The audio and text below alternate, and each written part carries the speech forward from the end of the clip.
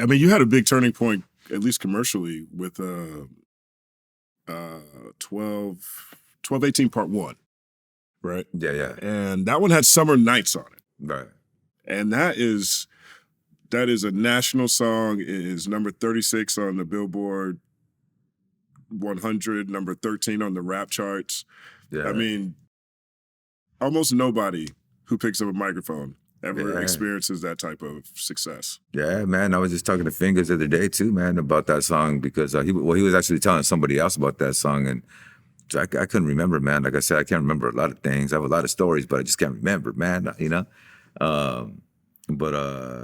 yeah, he said he showed me that beat that day, and I stayed right there in the studio, and I wrote it on the spot and recorded it, and that was it, man. Just one day right there, man. And he wrote the hook, and then I just went in and changed little parts of it to sound more Chicano, I guess, you know, with the calo in it, you know, but that was about it, man. And history was made with that one, dude. And it's like, you know, kind of changed my life. You know what I mean? Because I mean, till this day, I mean, still rocking it. You were at the show the other day with me, man, and you saw when that song comes on, it's just like, you know, just the feel good music, man, and that's what it's all about right there, man. And everybody's having a good time, and yeah, it just kind of changed my life for the longevity, man. Did it feel like when you went outside?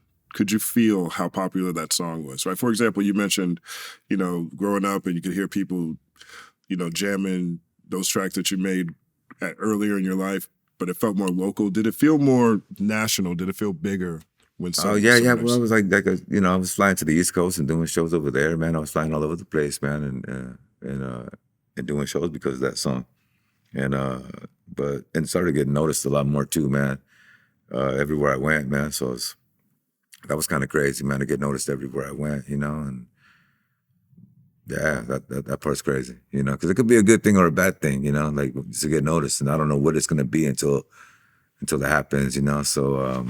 But yeah, way dope, man, way dope. And that song just totally changed my life. Before that, it was neighborhood music. Neighborhood music was on like Power 106 and on the top 4 at 4, top 7 at 7 with Tito, man. And it was number 1 all the time, man. I would come home from work and we'd be drinking and just celebrating the song being number 1 on the radio. It's me and my brother and a couple of homies of mine and celebrating that the jam was on the radio like that, man. And it felt good, you know.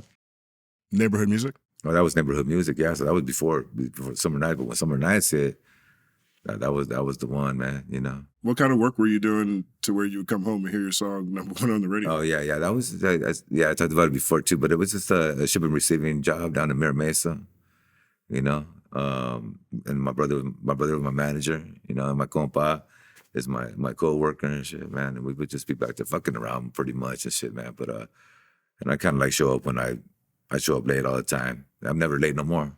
But I would just get up and show up when I wanted to. And, you know, shout out to my boss, Terry. He was cool, man. And he's oh man, he would give us Christmas bonuses, man. They were big old bonuses. Dude, I was like, damn, right on, man. You know what I mean? And so I always had a job and always working, man. And just to have that money always coming in, you know what I mean? You never know what's gonna happen, dude, you know? The rap thing is just something that where I've seen a lot of people just go broke anyways, you know what I mean? Spend all your money real quick. I mean, I'm guilty of that, man. I spent a lot of money on stupid things, on Impala parts and, you know, for the cars that never to get done and just like wasted so much fucking money on stupid shit like that, man. Yeah, so I could see how most rappers end up broke, and that ain't no joke, you know? Real easy, you know?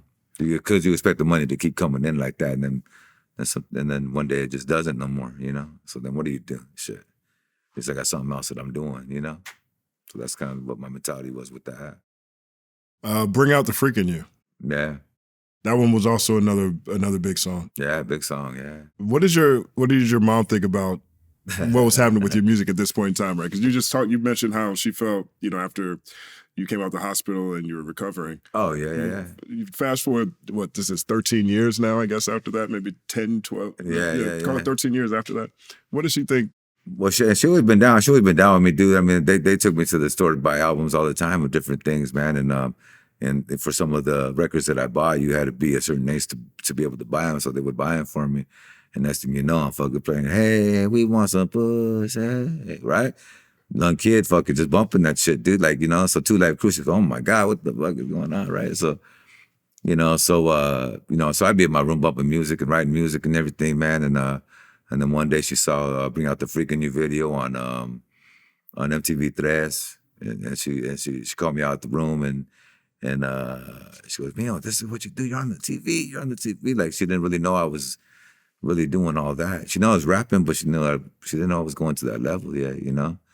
So that was kind of cool and a surprise to her. But she's cool people, man. My mom's real cool, man. I'm a reflection of her too, man. And just so proud of me, man. And she tells everybody she meets that I'm her son, like, you know?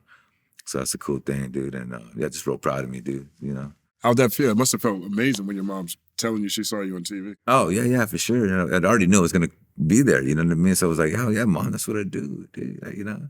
So it's kind of funny, man. It's kind of a little funny story and shit. But she always knew that I was rapping. And, you know, like I said, I had my songs playing over and over and over and writing them and annoying the fuck out of everybody in my house, you know, because I'm doing that all day. But hey, man, it worked out, man. That was my pastime. That's what I like doing, you know? Yeah.